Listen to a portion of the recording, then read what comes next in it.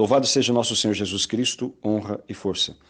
Meus amados irmãos, vamos fazer aqui alguns comentários sobre este filme, Dois Papas, que foi lançado pela Netflix e que foi dirigido por um cineasta brasileiro chamado Fernando Meirelles, que é um notório petista, comunista, portanto, que realizou vários outros trabalhos.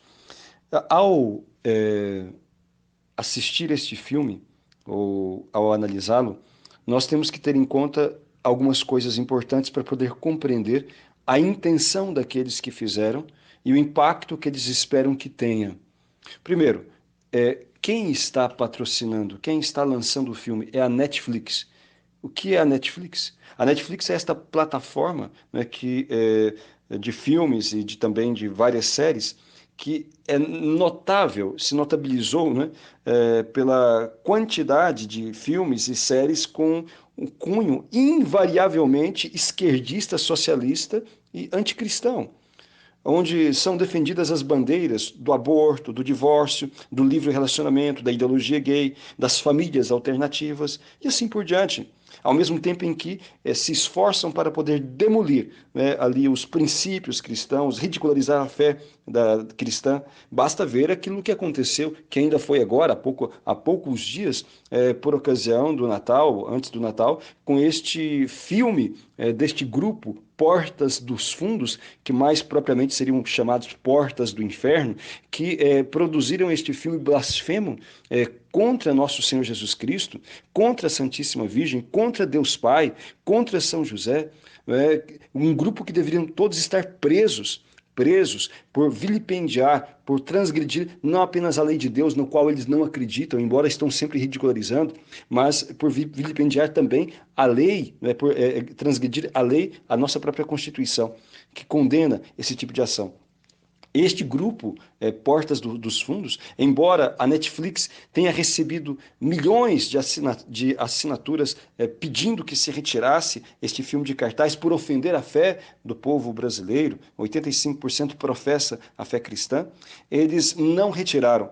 Embora houve vários boicotes e muita gente retirou também, foram milhares de pessoas, né, dezenas de milhares que tiraram a sua assinatura da Netflix, eles renovaram o contrato com este grupo Portas dos Fundos.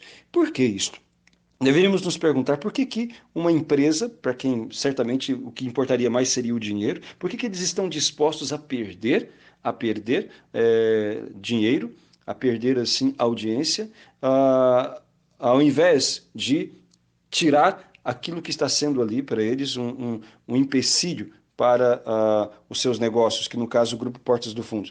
Justamente porque eles servem a interesses maiores, em que o maior interesse nem é ganhar o dinheiro, mas ganhar as almas e os corações. É isto que está em questão aqui. Portanto, este filme da Netflix, Dois Papas, foi produzido também com essa intenção.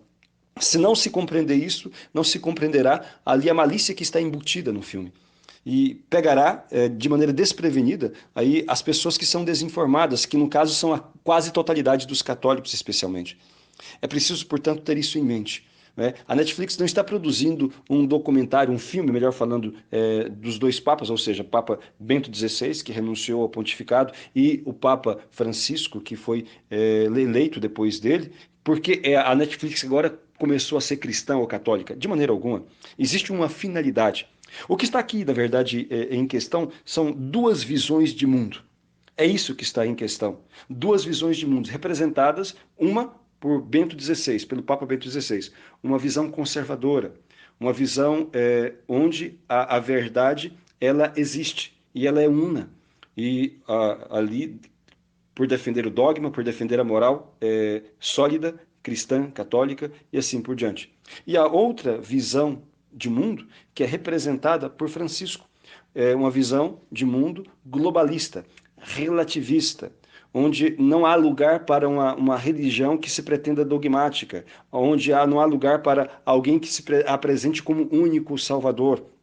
Não há lugar para esse tipo de religião.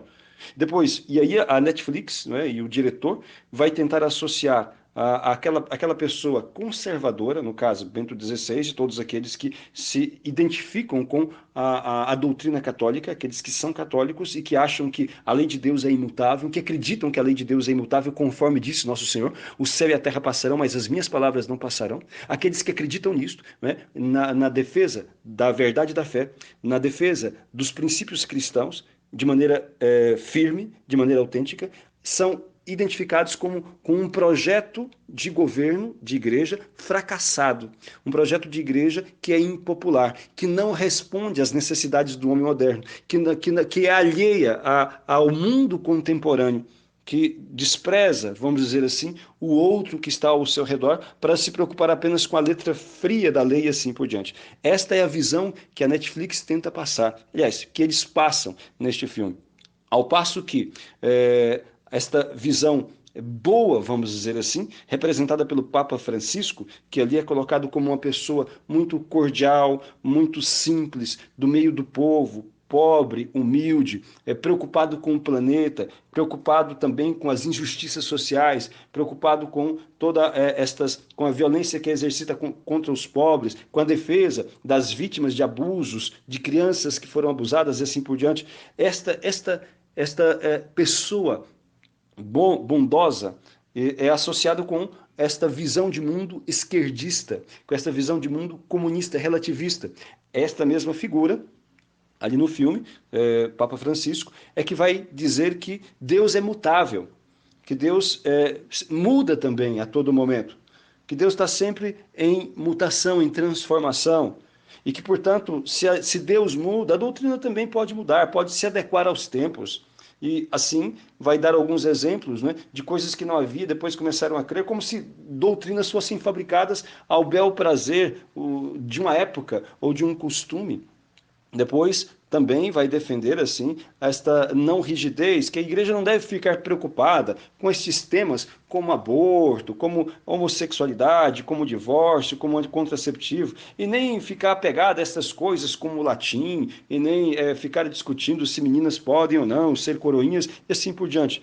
Então, relativizando todos esses temas, quer dizer, doutrina dogmática, a moral da igreja e, ao mesmo tempo, a liturgia. Desta forma, identifica a pessoa boa, Papa Francisco, com uma visão progressista, ou seja, uma visão relativista, na qual o catolicismo, o cristianismo é apenas uma religião entre outras, que não pode ser colocado ali como a verdade suprema, a qual todos devam seguir.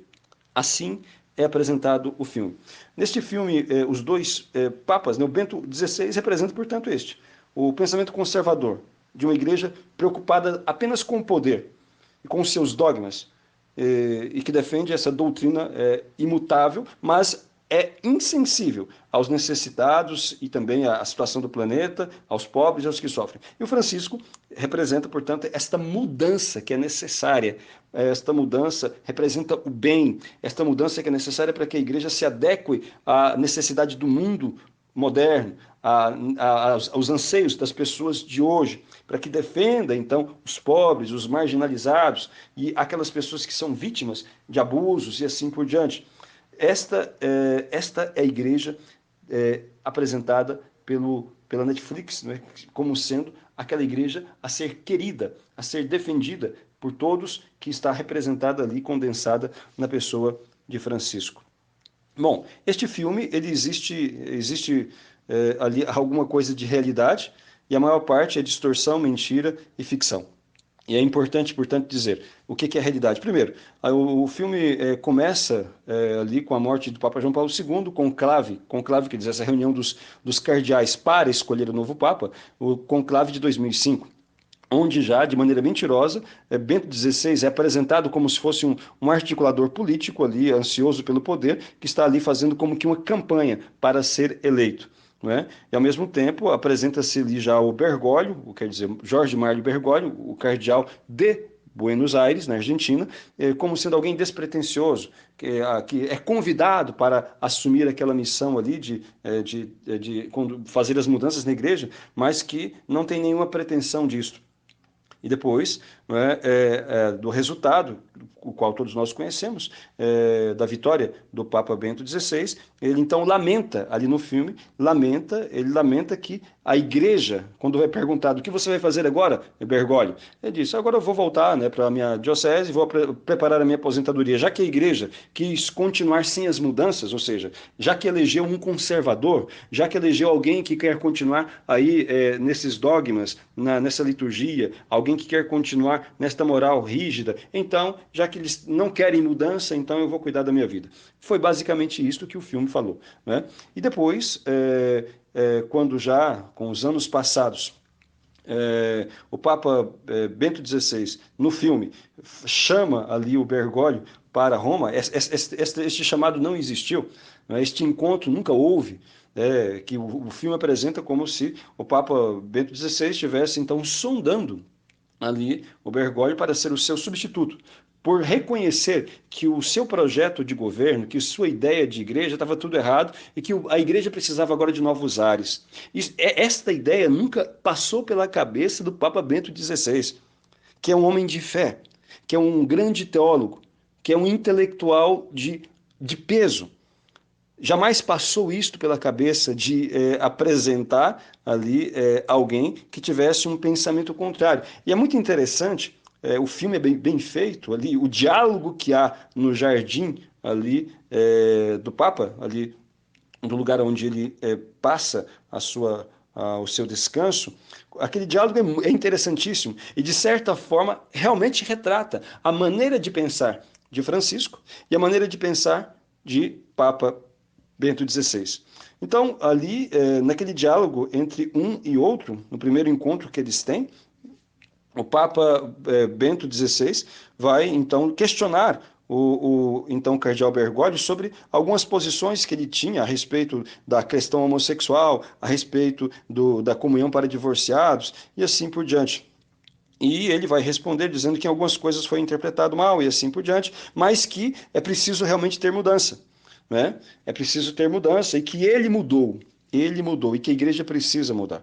E quando o Papa Bento XVI vai então e corrige dizendo, olha, o sacramento ele não pode ser dado desta forma, e o Bento XVI enfatiza a sacralidade da Santíssima Eucaristia. Bergoglio já diz, eu não entendo a Eucaristia como um prêmio para os bons, mas como remédio para os doentes. É como se fosse desta forma. O remédio é para os doentes, mas não é para os mortos. Quer dizer, aqui vamos fazer um parênteses aqui bem breve. Quer dizer, uma pessoa que esteja em pecado mortal não adianta comungar, porque é o que vai dizer São Paulo na sua primeira carta, no capítulo 10, 11, ele vai dizer o seguinte, que aquele que come e bebe o corpo do Senhor, aquele que comunga a Santíssima Eucaristia, estando indigno, ou seja, estando em estado de pecado, come e bebe a sua própria condenação. E é isto que o Papa Bento XVI, ali no filme, estava explicando para o Bergoglio. E ele, entretanto, não acolhe aquilo e diz que não é daquela forma, que ele entende que deve ser para todos. E, de fato, isto aconteceu realmente na prática, na diocese do Papa, antes de ser Papa, do Papa Francisco, quando ele era cardeal de Buenos Aires. Ali, pelo menos 2 anos antes, mais ou menos, de ele se tornar Papa, já se dava a comunhão para as pessoas em segunda união. Pessoas que viviam em adultério recebiam ali a comunhão, porque ele pensa desta forma. E isto se verificou depois que ele ficou Papa também, porque, pelo menos em 2 ocasiões, isto é registrado, é história, está lá, é documentado para quem quiser ver, para quem quiser então conferir. Basta buscar na internet, no Google, há matérias abundantes a respeito disso. Quando ele, por exemplo, em 2 diferentes ocasiões, ele convidou uma senhora italiana, ela falando com ele ali pelo Twitter ou pela internet, não sei de que forma, não me lembro de que forma, mas dizia que o seu filho iria crismar-se. Mas que pena que ela não podia comungar, porque ela estava vivendo em uma segunda união. E o Papa diz, eu te convido a comungar também, não há problema, comungue junto com o seu filho, etc. Isto é documentado. E depois, uma senhora da Argentina que escreveu ao Papa, o Papa ligou para ela, e ela dizia para o Papa que reclamava que ela estava vivendo em uma segunda união e que não podia Portanto, comungar porque o padre da paróquia dela não lhe dava a comunhão, dizendo que ela estava vivendo em uma situação de adultério, porque esta é a disciplina da igreja. É isto que a igreja ensina, porque é isto que a Bíblia ensina. Jesus disse: o que Deus uniu, o homem nos separa. Quem deixa a sua mulher e se une a outra, comete adultério. Quem deixa o seu marido e se une a outro, comete adultério, está vivendo em adultério. E quem está vivendo em adultério não pode receber a Eucaristia, é o que diz o documento também do Papa João Paulo II, Familiares Consórcio, de 1984. Então, aplicando aquilo que o Evangelho, aquilo que a Igreja sempre ensinou, o padre desta senhora da Argentina dizia, então, que ela não podia comungar, como de fato não podia. Entretanto, o Papa Francisco liga para ela, né, e ela faz essa reclamação, e ele diz para ela que ela pode comungar. Ela vai em outro lugar para poder comungar, mas ela pode comungar livremente, porque tem padres que querem ser mais católicos do que o Papa. Ou seja, este é o pensamento dele. Este parênteses um pouco longo para compreender que boa parte daquele pensamento colocado na boca do personagem ali que discute com o Papa Bento XVI, do Bergoglio, ali no filme, Dois Papas, realmente é aquilo. Isto a gente pode tomar como verdadeiro, né? O pensamento traduz bem. E quando ele fala que Deus, quando o Papa Bento XVI defende a imutabilidade da doutrina, a imutabilidade, né, do dogma, e o significado real dos sacramentos, o Papa, aliás, na altura, o cardeal Bergoglio, vai dizer que Deus muda. Quer dizer, é evidente que aí está uma heresia. Eu não sei se ele disse isso na realidade, isso não podemos afirmar, mas pelas suas atitudes, e isso mostra que de fato relativista ele é. Isto sim, relativista doutrinariamente e moralmente, porque ele defendeu já em outras ocasiões, basta pegar uma entrevista que ele deu, por exemplo, a um ateu, Eugênio Scafari, fundador de um jornal italiano, já no ano da sua eleição, quando ele fala, por exemplo, sobre o bem e o mal. O Papa Francisco, na ocasião já era Papa, dizia o quê? Que cada um tem a sua noção de bem e de mal. E que as pessoas contribuiriam vamos dizer, para a melhoria do mundo se elas perseguissem, se elas buscassem viver a noção de bem que elas têm. Portanto, não tem que ser recebido de fora da igreja ou de qualquer outra pessoa. E ele diz que a nossa função é ajudar as pessoas a viver a noção de bem que elas têm. Isso é totalmente relativista. Quer dizer, cada uma pessoa tem a sua noção de bem e ela deve viver segundo a noção de bem que ela tem. Portanto, isto é relativismo, relativismo moral. E quando ele fala, por exemplo, também ali, também não sei se isso foi real, não sei se isso foi real, mas ali no filme, onde ele coloca esta questão doutrinária, quando ele diz que a igreja instituiu o celibato sacerdotal só no século XII. Não é verdade. Essa informação é mentirosa. Já no século III ou IV, já se estabeleceu de maneira disciplinar. Embora desde o início, desde os apóstolos, esta era a prática. Embora houveram padres casados ou bispos casados, houveram alguns, mas por exceção. A igreja desde o início viu que não era muito compatível, que era difícil, e apenas em circunstâncias especiais, particulares, é que houveram exceções de algum padre ou algum bispo casado no início, mas depois, já nos primeiros séculos, se estabeleceu a disciplina para que aquilo fosse para todos. E de fato foi um grande bem que a igreja fez, ou seja, de estabelecer o sacerdócio ministerial apenas para aqueles que tivessem vocação para o celibato, aqueles que fossem capazes de viver feliz, solteiros, né, sem ter que recorrer a mulheres para poder se sentirem felizes. Então, assim, pode-se ver que o personagem que ali está representando Bergoglio, de fato, representa boa parte daquilo que é o pensamento dele. Depois ele vai dizer também sobre os anjos, né? Que só a igreja nunca falou sobre os anjos, só a partir do século V é que foi aparecer anjos. É evidente que isso não é verdadeiro, uma vez que os anjos são mencionados na Bíblia, em todos os cantos, né? No último livro da Bíblia, Apocalipse, fala de anjos do começo ao fim e assim por diante. Nas igrejas, sempre imagens de anjos. Quem anunciou Nossa Senhora foi um anjo, quem falou com São José foram os anjos e assim por diante. Portanto, é evidente que aquela doutrina, aquela ideia ali colocada não está correta. Mas esta parte não sabemos se foi real, se aconteceu, se até hoje, pelo menos, não vi que o Papa Francisco falasse diretamente a respeito desses temas, embora mostrou relativismo em muitos outros pontos, quando, por exemplo, há poucos meses atrás, ele disse que Deus quis várias religiões. Isto, do ponto de vista doutrinário, evidentemente que é um erro gravíssimo, Porque Deus não quis várias religiões. Deus deixou uma religião, porque só existe um Salvador, que é Jesus Cristo. E conforme ele mesmo diz, eu sou o caminho, a verdade e a vida. Ninguém vem ao Pai senão por mim. Jesus disse aos apóstolos, quando os enviou em missão, ide pelo mundo inteiro, pregai o evangelho a toda criatura. Quem crer e for batizado será salvo, quem não crer será condenado.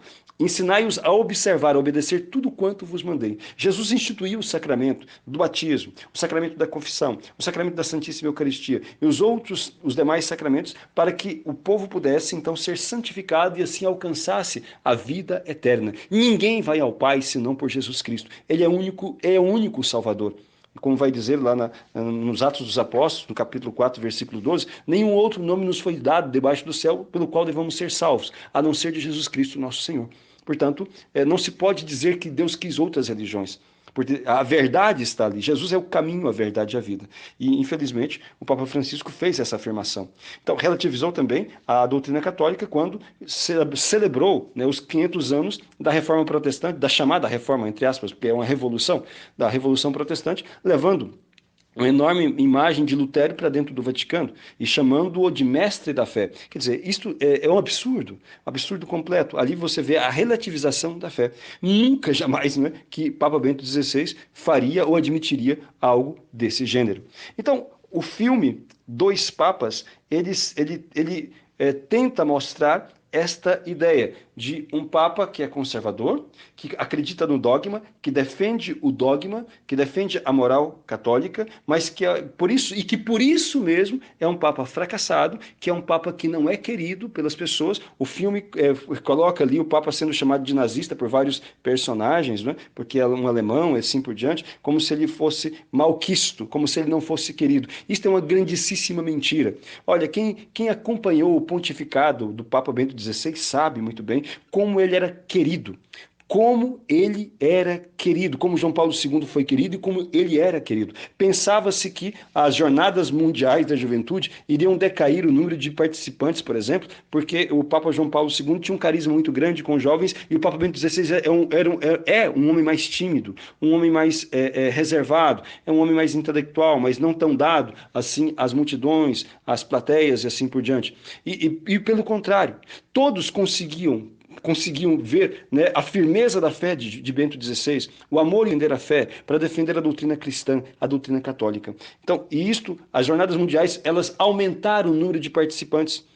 E vários outros eventos que foram realizados são muito bem participados. As audiências gerais na Praça de São Pedro, com grande participação, porque é justamente aquilo que o povo ansiava, quer dizer, um Papa que defenda a fé, um Papa que defenda a doutrina de sempre, que fale as coisas com mais clareza, que nos diga, que nos dê a direção como Jesus mandou. Basta ler aqui o Evangelho escrito por São João no capítulo 21, versículo 15, quando ele ordena ao primeiro Papa, São Pedro, que apacente as ovelhas, apacente o rebanho, que confirme depois, como vai dizer em São Lucas, no capítulo 23, quer dizer, 21, vai dizer que confirme na fé os seus irmãos. É isto, a missão do Papa é esta: conduzir-nos na fé, na verdadeira fé, na moral cristã, a fim de que nós, o rebanho, alcancemos a vida eterna.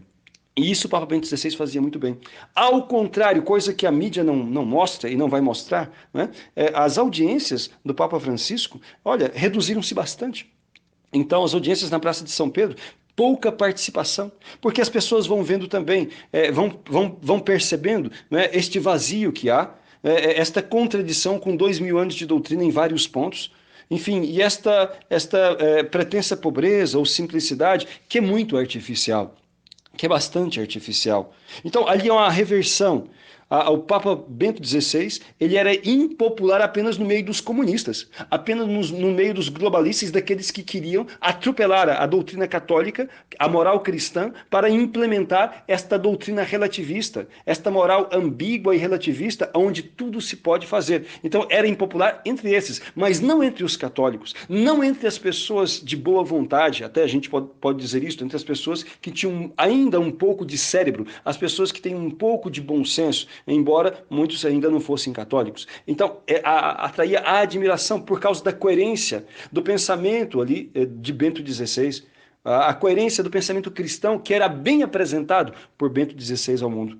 um grande intelectual de peso. E como eles não podiam, no embate intelectual com ele, sempre tentavam ridicularizá-los. Basta ver a atitude da imprensa para com Bento XVI e para com Francisco para a gente entender um pouco daquilo que é a pegada deste filme Dois Papas. Veja, Bento XVI ele foi demonizado antes do seu pontificado, durante o seu pontificado e depois do seu pontificado. Demonizado, sempre demonizado, como um panzer nazista, como um intransigente, um fundamentalista, como alguém duro, insensível e assim por diante. Quando, na verdade, o Papa Bento XVI é uma pessoa muito afável, muito amável. Eu tive a graça e a oportunidade de ter como reitor o padre Ingo Dollinger, que trabalhou também um alemão, trabalhou junto com Ratzinger durante 24 anos. Durante todo o tempo que ele esteve ali na Congregação para a Doutrina da Fé e já antes também. E este testemunhava ali a afabilidade, a bondade daquele homem. Eu mesmo tive a oportunidade de estar com o Papa Bento XVI em uma ocasião, trocamos algumas palavras, e é um homem de uma bondade palpável, de uma afabilidade muito grande. Muito grande. E já o Papa Francisco, as pessoas que conviveram dão um testemunho contrário. A televisão apresenta como simples, como alguém afável, como alguém muito popular e assim por diante, mas quem convivia sabia do caráter difícil, grosseiro e assim por diante. E quando, entretanto, é apresentado pela mídia como se fosse alguém completamente afável e alguém ali muito sensível e assim por diante, quando isto é mais uma peça de ficção. Então, ali está tudo distorcido naquele filme. Tudo distorcido em relação à personalidade de um papa e também de outro. A única coisa que é real ali, né, são os nomes deles e depois também, vamos dizer assim, a forma de pensar está mais ou menos verdadeira também, a forma de pensar em relação à igreja, quando apresenta, assim, Bento XVI como um homem de fé, disposto a defender o dogma e a moral cristã, e Francisco como alguém relativista, que acha que isto não é tão importante, que o importante, né, é preocupar-se com a agenda globalista, com a questão do planeta, e da desigualdade social, etc. Como se Bento XVI também não fosse preocupado com isso. É claro que foi preocupado sempre com isso. A igreja é a maior instituição de caridade do planeta. No tempo de Bento XVI se preocupou sempre com isso. Inclusive, a maior rigidez no combate aos abusos sexuais de crianças foi por parte de Bento XVI. Por parte dele, quando ali no filme tenta dizer que esta foi uma das razões pelas quais ele foi uma razão pela qual ele renunciou, porque ele sabia de um monte de coisa e não fez nada. Mentira, ele fez, foi rígido em relação a isto. Ele buscou combater isto de maneira firme, de maneira eficaz. Só que recebeu muita pressão.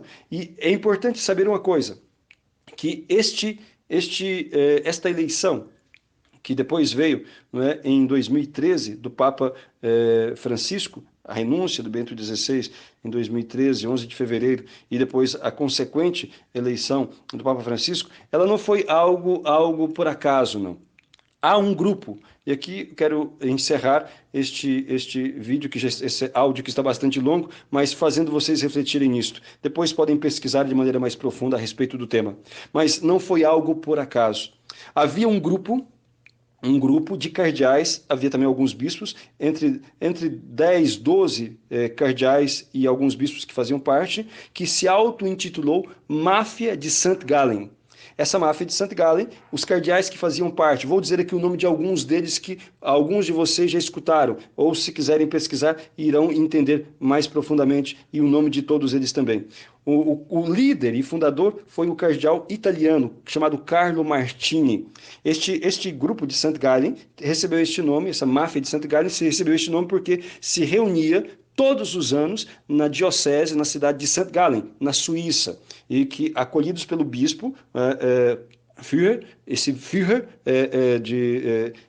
que era um bispo suíço, era o anfitrião que acolhia este grupo, que todos os anos estava ali como que discutindo a respeito da necessidade das mudanças na igreja, a necessidade das mudanças, de uma grande guinada na igreja. E este grupo era composto por o cardeal Carlo Martini, que foi o fundador, juntamente com o cardeal Walter Kasper. Walter Kasper, este alemão, que defende, e que defendeu no Sínodo da Família, e depois agora também no Sínodo da Amazônia, defendeu a comunhão para as pessoas que vivem em adultério, em segunda união, e também a legitimidade, ele defendeu no Sínodo da Família, e tudo isso é documentado, está lá, defendeu no Sínodo da Família, a legitimidade das uniões homossexuais. Este indivíduo aí, alemão chamado Walter Kasper. Depois, outro cardeal alemão, que também tem as mesmas ideias, Karl Lehmann, também com essa mentalidade progressista.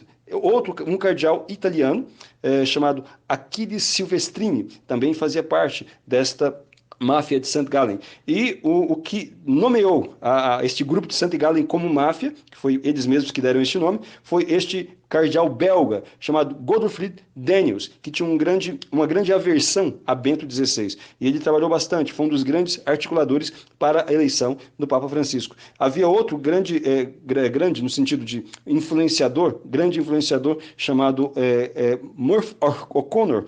O'Connor é um cardeal britânico, também já falecido. E Basil Hume, também inglês, fazia parte desse grupo. Além dele, o cardeal Andrews e o bispo Adrian Liu. E outros, eventualmente, que estavam presentes. Um grupo entre 10 e 12 que sempre se reunia em St. Gallen para poder falar sobre a necessidade dessas mudanças na igreja. E este grupo foi quem articulou, tentou eleger Bergoglio já no ano de 2005, mas não conseguiram. E depois fizeram um boicote sistemático ao pontificado do Papa Bento XVI. O fundador deste grupo de St. Gallen, cardeal Carlo Martini, eles diziam que este grupo era uma oposição ao pontificado do Papa João Paulo II e depois tornou-se uma oposição mais forte ainda ao pontificado do Papa Bento XVI, por ele ainda ser mais firme na questão da defesa da fé, mais conservador na questão dos costumes e assim por diante. E eles então, trabalharam de maneira discreta, mas eficiente, para a eleição do Papa Francisco, o cardeal de Buenos Aires, Bergoglio. No filme, mentirosamente se diz, no filme Dois Papas, diz assim que ele mostrava que não tinha interesse em ser Papa porque ele estava renunciando. E desta forma, se ele não era mais bispo de Buenos Aires, se não era mais cardeal de Buenos Aires, então ele não poderia ser papa. Mentira. Um cardeal, independentemente se ele tenha deixado o governo de uma diocese, ele poderá votar para ser papa ou ser eleito papa até os 80 anos. Naquela ocasião, ele não tinha isso, tinha 76 anos. E, portanto, podia sim tinha 75 a 76 anos, podia sim, independentemente se tivesse sido aposentado ou não, poderia chegar a ser papa, como de fato chegou. Então, não é a questão, portanto, de estar vinculado ao governo de uma diocese, mas a idade limite para votar ou ser votado em um conclave é 80 anos. Portanto, mente aqui também o filme, dando a ideia desta desapego do poder, no caso de Francisco, que realmente não foi a realidade. E este grupo, portanto, chamado Máfia de St. Gallen, trabalhou para poder eleger o Papa Francisco, de maneira discreta, mas eficiente. E este grupo, para que vocês entendam bem, como diz o próprio Papa Francisco, como está tudo conectado.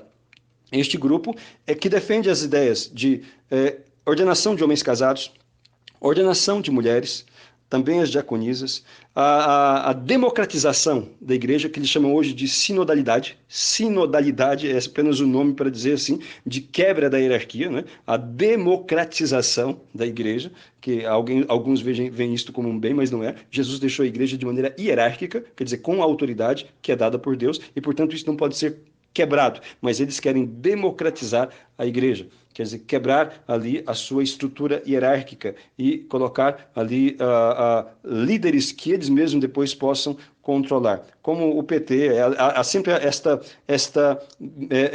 este método comunista de colocar, então, fazer pequenos sovietes, né, pequenos grupos, onde os líderes treinados por eles dão a direção que eles, né, os globalistas, querem para as coisas. Então, este grupo que defende essas ideias todas, né, relativistas em relação à moral, que são complacentes em relação ao aborto, que são complacentes em relação à ideologia de gênero, que são complacentes em relação à eutanásia, que são complacentes e favoráveis em relação à questão homossexual, que são muito favoráveis ao socialismo, e que são defensores da agenda da nova ordem mundial. Aqui está o ponto. Nova ordem mundial. Veja, há poucos dias atrás, logo após o Sínodo da Amazônia, o Papa Francisco disse que nós devemos obedecer à ONU.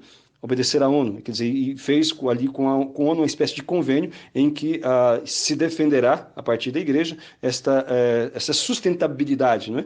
Preocupado com as questões ecológicas do planeta, baseados em dados e estatísticas completamente falseados, que defende estas coisas inexistentes, como buraco na camada de ozônio, como aquecimento global, como a ideia de que a Amazônia é o pulmão do mundo e assim por diante. Essas maluquices todas que já foram desmentidas aí até a exaustão, mas que infelizmente são usadas ainda para poder causar pânico e justificar este ecoterrorismo que é imposto sobre a população. E depois, quando o Papa diz que devemos obedecer à ONU, mas vejam, a ONU é justamente uma das maiores defensoras do aborto no mundo todo. A ONU é justamente defensora da ideologia de gênero. A ONU é defensora do gaysismo, é defensora do feminismo, defensora dos valores anticristãos.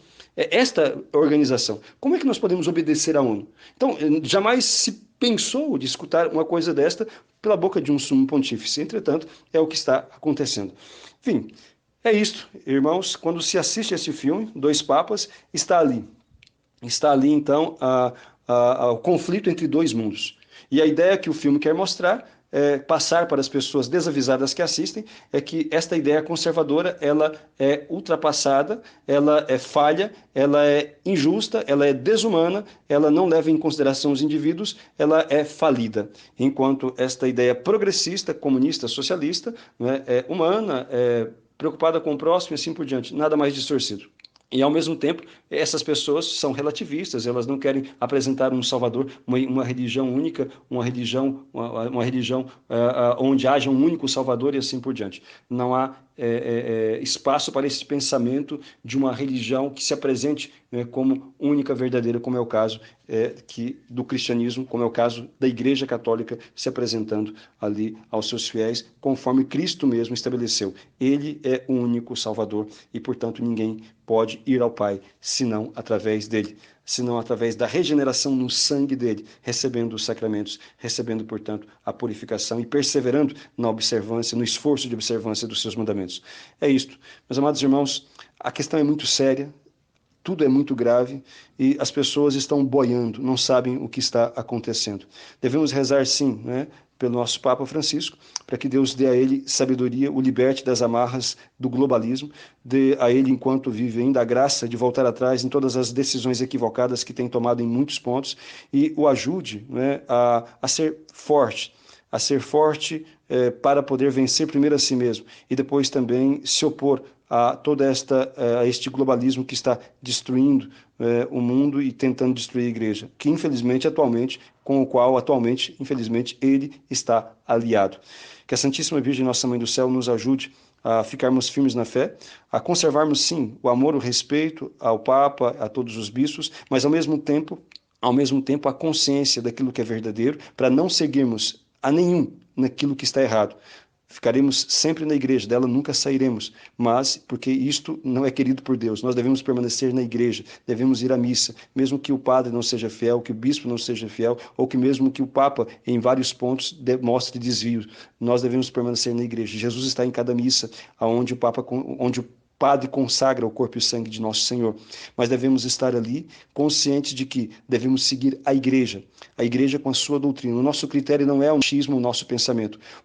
A doutrina ensinada há 2000 anos. Aquilo que está no Evangelho, aquilo que está no Catecismo, aquilo que está nos documentos e no magistério da Igreja, declarado de mão desses 2000 anos. Este é o nosso critério, a fim de que nós não nos deixemos enganar pelos ventos de novidades que passam e que podem arrastar-nos para o inferno, mas para que nós possamos permanecermos simples, firmes na verdade de nosso Senhor Jesus Cristo, tal como a Igreja sempre transmitiu nestes 2000 anos. Louvado seja nosso Senhor Jesus Cristo.